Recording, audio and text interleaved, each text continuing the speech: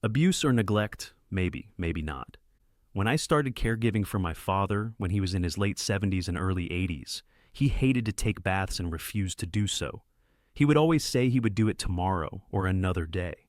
If I told him that he was filthy, he would sometimes say, "I'm cleaner than you are," which was laughable since I have OCD, wash my hands a lot, and almost always wear gloves when doing any type of dirty work. His clothes became crusty because he would wear the same clothes constantly and refuse to change. He never washed his hands. You're probably thinking, why didn't we force him to take baths, change his clothes, and wash his hands? Fair enough.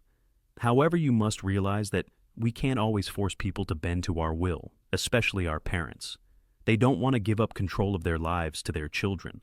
Was I supposed to hold him down and change his clothes? Should I have beaten him into submission and forced him to take a bath?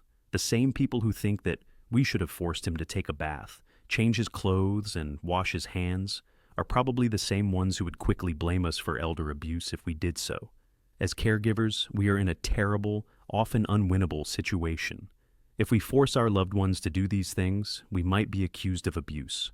On the other hand, if we allow them to remain in these conditions and the legal authorities see them in this condition, they might accuse us of neglect and abuse. I constantly pressured my father to clean himself and even told him that he could get me in trouble if he didn't. He kept refusing or saying he would do it another day.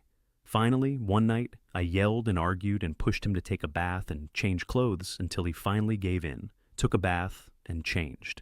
If someone had seen me yelling at him, they would have probably thought I was cruel and disrespectful, maybe even abusive. The next day, he had a mental health crisis because he had been seeing people who weren't there, and I had to call an ambulance to take him to the hospital. I'm so thankful he took that bath that night and saved both of us from severe embarrassment and me from potential legal trouble. The timing was unbelievable. I think it was miraculous. When you are a caregiver, there will be times when you are not sure what to do because all options have problems. People may judge you.